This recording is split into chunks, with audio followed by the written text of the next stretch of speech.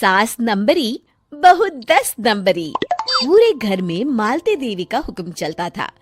अपनी बड़ी बहू को वो टीवी के रिमोट की तरह कंट्रोल करती थी। चलो देर हो रही है, 12 बजे से पहले लड़की वालों के यहाँ पहुँचना है। हाँ हाँ चलती हूँ।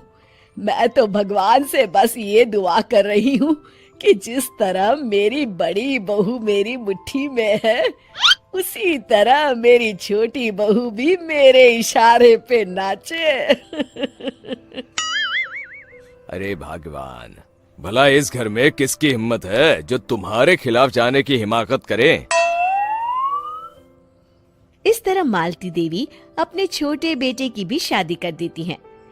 मालती की छोटी बहू फैशन डिजाइनर का कोर्स करके आई थी। उसका सपना था कि शादी के बाद वो अपना खुद का बुटीक खोले। एक दिन, क्या बात है छोटी, तू तो एक से बढ़कर एक डिजाइन बना लेती है। इसमें कौन सी बड़ी बात है दीदी, आप चाहे तो मैं आपको भी सिखा सकती हूँ। हाँ, फिर हम दोनों मिलकर एक बुटीक खोल लेंगे। लेकिन दीदी, उसके लिए तो बहुत पैसे लगेंगे।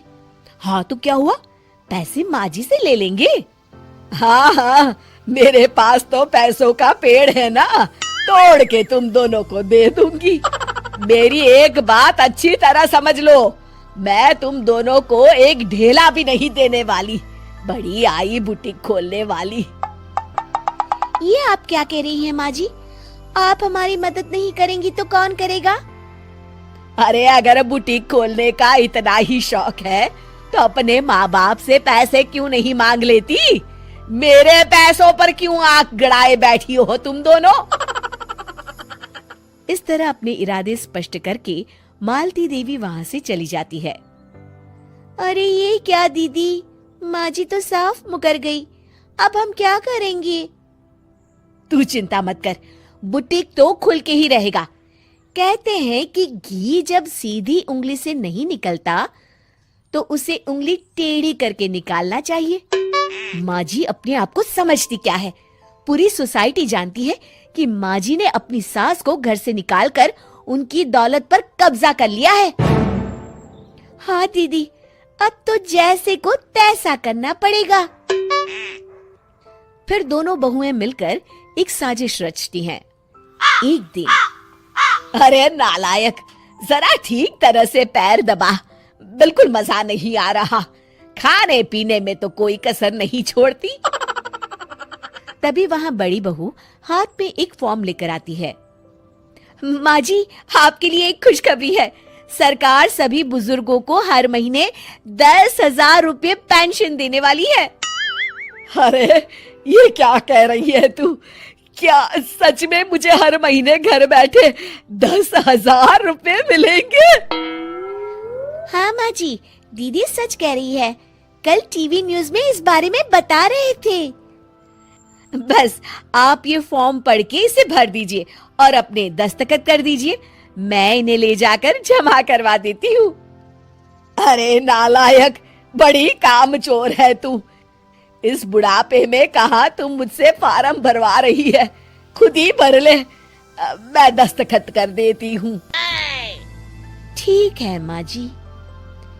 फिर बड़ी बहू बड़ी चालाकी से फॉर्म के पन्नों के बीच प्रॉपर्टी के पेपर छिपा कर रख देती है और उन पर मालती देवी के दस्तखत करवा लेती है। कुछ दिनों के बाद मालती देवी अपने पति के साथ 2 दिनों के लिए अपने एक रिश्तेदार के यहाँ जाती है। दूसरी तरफ दोनों बहुएं पूरे घर पर अपना कब्जा कर लेती हैं। मालती देवी जब अपने रिश्तेदार के यहाँ से लौटती हैं, तब अपने कमरे में ताला लगा देख आग बबूला हो जाती है। अरे नालायको, मेरे कमरे में इतना बड़ा ताला किसने लगाया है? माँ जी, ये कमरा तो मैंने अपने बेटे रोहन को दे दिया है और आज से आप बाहर कोने में जो छोटा कमरा बना है ना, वहाँ रहेंगी। अच्छा, मैं उस सड़ेले कमरे में रहूंगी है? तेरी ये कहने की हिम्मत भी कैसे हुई? और मेरी इजाजत के बिना मेरा कमरा देने वाली तू होती कौन है? लगता है तू भूल गई, इस घर की मालकिन मैं हूँ। तभी वहाँ छोटी बहू आती है।